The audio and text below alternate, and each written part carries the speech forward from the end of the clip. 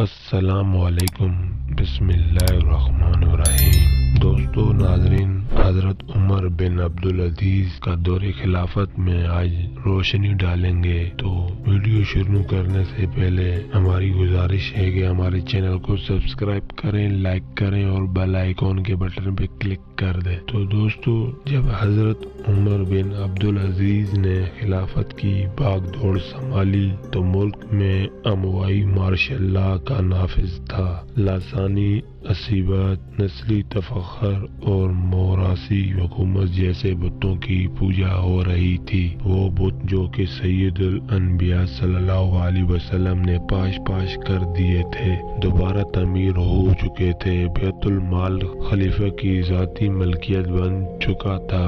ریاست مدینہ جیسی فلاحی ریاست جیسے سید الانبیاء صلی اللہ علیہ وسلم نے قائم فرمایا تھا، جس میں ہر مسلم غیر مسلم کی جان و مال اور عزت محفوظ تھی، مگر اب اموائی شاہوں کے رحم و کرم پر تھی۔ یوں لگ رہا تھا کہ زمانہ جاہلیت پر پھر سے لوٹ رہا ہے، جیسے سرکار دو عالم صلی اللہ علیہ وسلم نے جڑ سے اکھاڑ دیا تھا۔ شجر اسلام جیسے خلفائے راشدین نے بے شمار قربانیوں سے سینچا تھا، جس میں برتری کی بنیاد تقوی پر تھی۔ اس کی جڑیں اکھاڑ رہی تھیں، خلافت کی جگہ ملکیت لے چکی تھی، خدا کے نام لیواؤں کے گرد زمین تنگ کی جا رہی تھی، انسانیت خلافت راشدہ کے خاتمے کا سوگ منا رہی تھی۔ حضرت عمر بن عبدالعزیز نے آتے ہی سب سے پہلے اپنی ساری جائیداد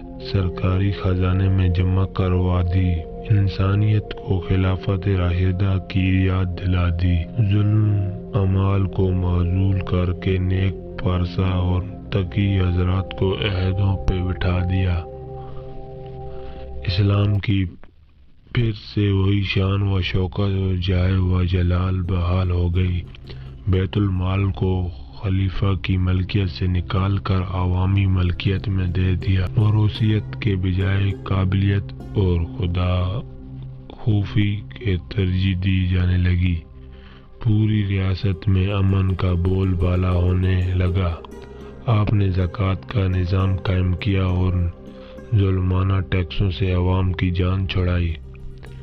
قبل اس سے ہر نو مسلم سے جزیہ لیا جاتا تھا، مگر اب آپ نے اسے غیر اسلامی فعال قرار دے کر منسوخ کر دیا اور ملک کی معیشت کو مضبوط بنا دیا۔ ملک سے غربت کی یہ حالت ہو گئی تھی کہ سارا دن زکوٰۃ لے کے پھرنے کے باوجود کوئی زکوٰۃ لینے والا نظر نہیں آتا تھا۔ اپنے دربار کو جیسے اموائی شاہوں نے کیسر و کسریٰ کی طرز پر ڈال دیا تھا، اسے واپس خلفائے راشدین کی سر پہ لا کھڑا کیا، جہاں ہر ناقص و نعمتوں کی رسائی ممکن تھی۔ اموائی حکومت جو کہ فوجی طاقت پر مستحق تھی، اس کی بنیادیں ہلانا اتنا آسان تو نہ تھا۔ کوئی داخلی یا خارجی طاقت اس سے شکست نہیں دے سکتی تھی۔ ماضی میں بھی اس سے ٹکرانے کی دو کوششیں ہو چکی تھی۔ حضرت امام حسین رضی اللہ اور عبداللہ بن زبیر رضی اللہ عنہ اپنے دلیرانہ اقدام اٹھا چکے تھے، مگر اموائی حکومت کی ظالمانہ اقدام سے ٹکر لینا ناممکن کو ممکن بنانے کے مترادف تھے۔ انہیں اصلاحات کی بدولت کفر جوگ در جوگ اسلام میں داخل ہونے لگے، جزیہ کم وصول ہونے لگا۔ تو خزانچی نے اس بات کا ذکر آپ سے کیا تو آپ نے فرمایا کہ میں تو چاہتا ہوں کہ سارا کفر اسلام میں داخل ہو جائے، تو تم کھیتی باڑی کرو۔ غریب عوام کی زمینیں جائیدادیں جو کہ شاہی خاندان نے اپنی ملکیت شامل کر لی تھی، انہیں واگزار کر کے غریبوں کو واپس کروائیں اور غلام اور لونڈیاں آزاد کروا کے انہیں ان کے وطن واپس بھیجیں۔ افسران اور وزراء کو تحائف لینے پہ پابندی عائد کر دی۔